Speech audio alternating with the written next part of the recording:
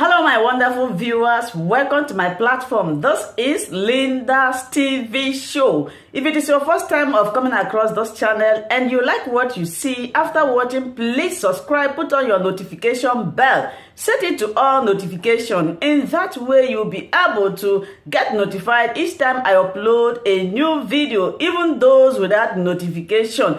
Here we react to all forms of videos, international and local. Every Saturday by 2 p.m. we have our interaction section. You are free to call in to air your opinion about the happenings in our society. Invite your friends, share my videos with your families and colleagues. Do not keep this information to yourself. Myself, I will be sitting down here to watch this video together with you from the beginning to the end. Then we'll go to the comment section and leave our comment, our opinion about the video we watch constructively as we watch this video, my people.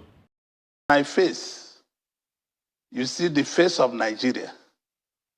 And you see the objectivity of the world, where leaders of the world will rally around Nigeria. Because I know the world. That is the major thing I will bring on the table.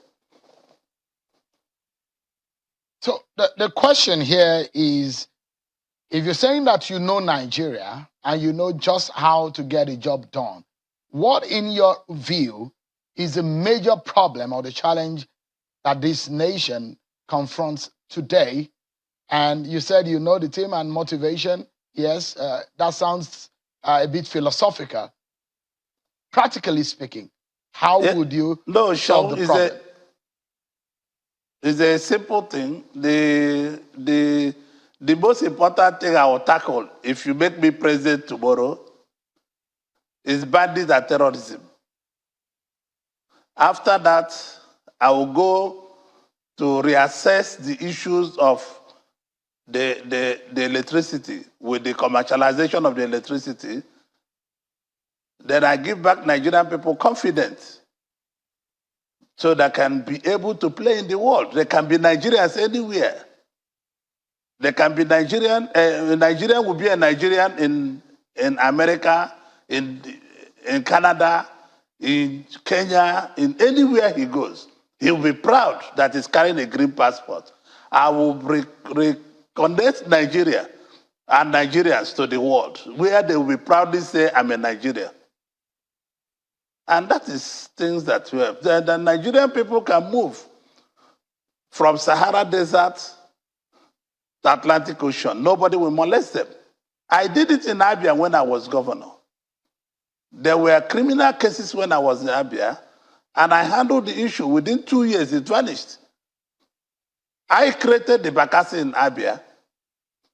And when I finished with Abia, I went to help Anambra State. I cleared up Onitsha, I cleared up Nnewi. And everywhere became very calm. My colleagues who I was governor with can testify to this. They know what I did. And it was a miracle. And it could be repeated here in Nigeria. Because I understand Nigeria. Because I know Nigeria. I'm not saying it to this. I said this to some of our late elders. I said this to Meso Recipes, Dr. Elise Kweme, and some of them. I told them, I said, I understand this country better than most of our leaders. And that is the truth, Sean. I understand this country because I have the Kanuri brain, I have the Fulani brain, I have the Yoruba brain, I have the Efik brain, I have everything. I know everybody by community, by homes. I know the Yoruba brain. I know everybody. So Nigeria required a Nigeria and you imagine, who we play to be a Nigeria. Yeah, Senator, you imagine that that's all you need, or that is what it entails to lead a country like Nigeria? No. It needs my power of intellect, which I have.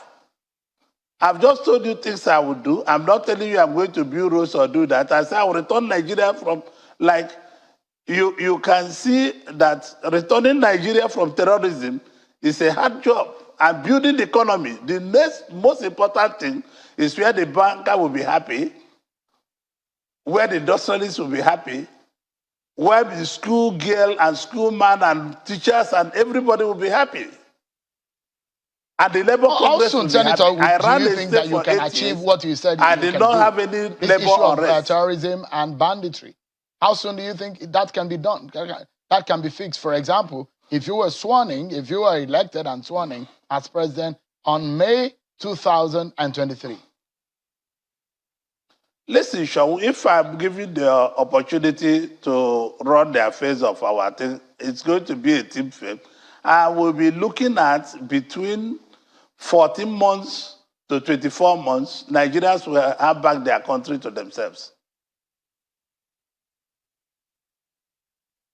Let me look at it from this point of view and your fitness for office. First and foremost, you've been making consultations. These are images of you meeting with President Muhammadu Buhari. Let me ask you, has the president giving his endorsement, has he given his blessings for you, for your ambition to become president? I have not even discussed with the president I want to run for president.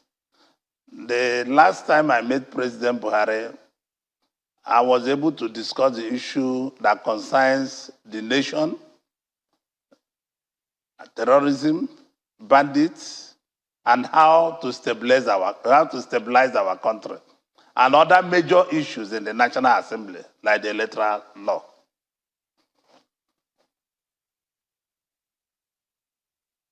So when you met with the president, the issue of your ambition didn't come to the table at all.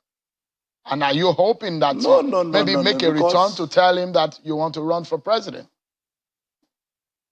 Listen, he's the president of Nigeria. And I told you that the party is supreme. I am waiting for the party to say they are zoning the presidency to the south and veer to southeast and veer to Ibere in my Bende local government. Then I can come out. I'll draw the dagger. Do you have... So when you say you want to draw the dagger, are you confident that your party will zone it to the southeast region? But let them zone it for the south first. The preparatory issue to go to south, I will draw the dagger.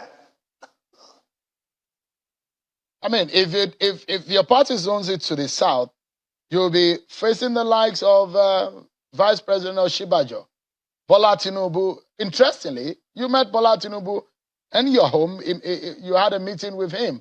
And part of what we understand, perhaps were discussed at that meeting, was Bola Tinubu's ambition.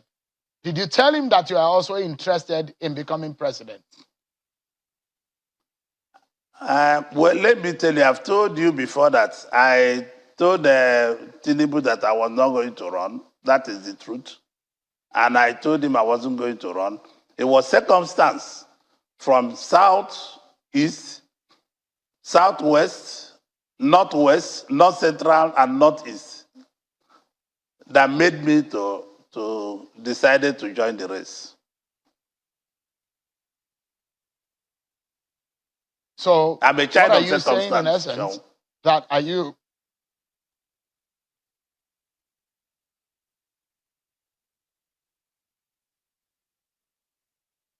Can you hear me now? I'm hearing you all the time. What are you... Yeah, what are you saying in essence? That you did not inform him at first, but it does look like you have changed your mind. So if you're up against the likes of Bola Tinubu, how difficult will that be for you at the primaries? No, I was governor with him, and I'm not going to... There's nothing difficult in challenging anybody. We're all going to meet in Eagle Square, and we square it out there. There's no difficulty. We're all friends. Whether or not you have the political might or even the wherewithal, financial might, to be able to stand shoulder to shoulder with the likes of Bola Tinubu and some others whose name have been thrown up in this race is a big question here. Do you have what it takes politically? Listen, Sean, I'm the only political businessman that Forbes recognized as a billionaire. And I'm not sure there's anything those people can do in terms of money I cannot do. And I don't think anything they can speak to anybody in Nigeria or in the world I cannot speak to. I can go to anybody in the world. I can go to any person to meet anybody and discuss my issue. Mind you, politics is not only about money. It's going to be about the people you are going to govern. The people will decide. Money is just a secondary issue. The primary issue that we are going to be talking about is the people. The people of Northwest, the people of Northeast, the people of North Central, the people of Southeast, and the people of Southwest, and the people of South-South. And we have the people. I can move the people. The people are with me. Money is not going to be a problem, I want to assure you. I was governor at the same year with Bola Tinubu. We were the governor the same year in 1999. Every Obani knows himself. So Bola Tinubu is not a threat to your own ambition? No. And I'm not a threat to his ambition. By the time we meet in Eagle Square, this issue will be settled. Let's get clarity on a few issues and perhaps your fitness for office. You have consistently been under the radar of the EFCC over allegations of corruption. For someone seeking the highest office in the land, how do you think this plays out in the mind of an average Nigerian? The average Nigerians know that I have committed no offense. There were 19 witnesses in court and nobody mentioned my name. And somebody pays somebody, which I'm sure you are part of that business. Somebody pays somebody to put me in jail for 6 months. And I thank God I went. It was a glorious thing. That's the best thing God have ever done to me. To be able to put me to the lowest end of the world and showing me that I've been a child born with a golden spoon and showing me the lowest end of our society. God wanted me. Mind you, I was supposed to be in Wuhan on the 9th of December, and I was supposed to be in Wuhan. And the people put me in jail on the 5th of December. It's to the glory of God. I thank God. And I'm not going to discuss that matter with you again because this matter is still in the court of competent jurisdiction. And I am capable of fighting. I'm not guilty. I'm as free as anything, as said by the Supreme Court. Well, you've blamed your corruption prosecution on your adversaries. Let me remind you of some of the things that you have said to me in my past engagement with you and past interview on China's television, and what you said on the issues of corruption. This is one of those interviews. This one was way back in 2017. Take a listen to it. At all. I boldly say it, and all intelligence agencies in the world advise President Obasanjo that I'm not a thief. I don't know why I went to EFCC. So I leave it for the judiciary. That is one in 2017. You blame former President Obasanjo for your prosecution. This is another one in 2018. Take a listen to it.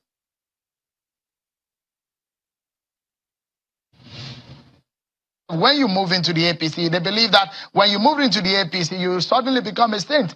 You're no longer a sinner or a fraudulent person. No. I've never been one. It was President Obasanjo who made me to be one. And I've never been one. I went to Abia to serve my people with all amount of sincerity and purpose. Even the PDP, President Obasanjo run as president. You know that if it's a company, I myself and few others will own 90% of it. I gave them the first 500 million in 1998, and I gave him the first 100 million to stand as a candidate in 1998. So calling for those who came into power with 20,000 naira, who are having mansions today, who are having all kinds of things today, who are billionaires today, I mean, it's unacceptable. That was also in 2018. If you blame former President Obasanjo for your travails, and it's now under the Buhari government that you were sent to jail, isn't that interesting? How do you explain that? The man you blame is gone as he's no longer president, but you were jailed under the APC, under the Buhari government. Presidential candidates and the same man I blame. Let me tell you, Obasanjo wrote to Tony Blair. Tony Blair accepted me. He wrote to President Bush, and President Bush told him I wasn't corrupt. And I'm not corrupt. That is the truth. I paid for everything PDP did. If it's a company, I own 90% of the PDP. How can a man in 1998 who gave all those money will today be a thief? Is it possible? I was running the largest shipping company in sub-Saharan Africa. I run the largest banks in sub-Saharan Africa. I run the largest mining company in sub-Saharan Africa. How can I become thief suddenly? It's a planted thing. We should have a common sense. Stop being this thing. Have a common sense. Don't just be a journalist. Be a businessman like me. Be a money maker like me. You should have a common sense to know. It's a common sense to ask you. The problem is that these people don't want Senator, to be it's a common sense to ask you a common question about how you are perceived. No, you have not asked me a common question. You told me a common question that is in the court of competent to the jail in the first place. But let me ask you this one straight away. You have said previously that you were rich before you became Abia State governor. But can you tell Nigerians tonight how much you were worth at the time? Give Nigerians some ideas of your source of wealth and why they should believe you that it wasn't from Abia State coffers that you got those monies. How much were you worth? Shall we just play what I discussed with you? That in 1998, I said that I said that I gave money to the PDP as a party, and I gave money to President Obasanjo as a candidate. So will I be a poor man to be doing that in 1998? How much were you worth? Is it possible? That's the question.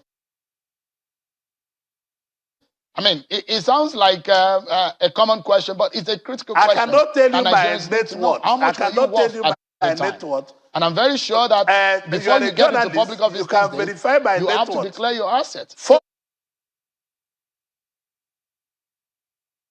I've already in 2014 they may be able to have an idea that I'm a billionaire in dollars. Whether or not Abia State was part of the wealth that you presently have. No, it cannot be. It's not possible.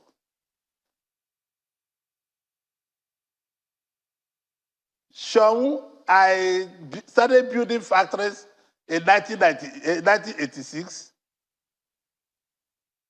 The slug vegetable oil factory, all the factory I have were built in 1986. Mind you, I was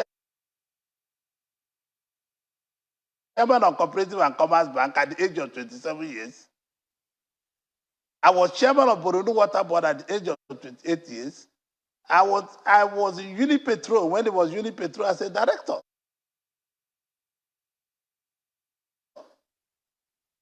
And I started business. I made my own money as a common man from 0 point to bigger point. From selling common palm oil and fish, from making furniture, from making cables, from making vegetable oil, and making everything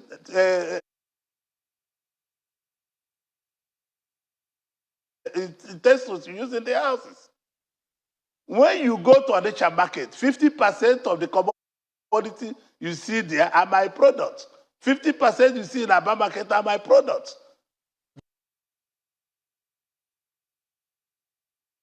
That is the popularity I have tomorrow, Sean. And my net worth, I cannot tell you my net worth because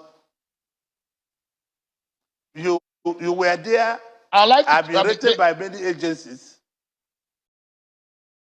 Thank you so much, my wonderful viewers, for watching this video together with me from the beginning to the end. Like I said before, if you like what you see here, if you like what I do in this platform, as you have finished watching this video, please hit that red button that says subscribe and put on your notification bell to all notification. In that way, you'll be able to know when I upload a new video. Share my videos, leave your comments in the comment section constructively. Until I meet your way again in my next video, I still remain your Lynda's TV show. Bye-bye.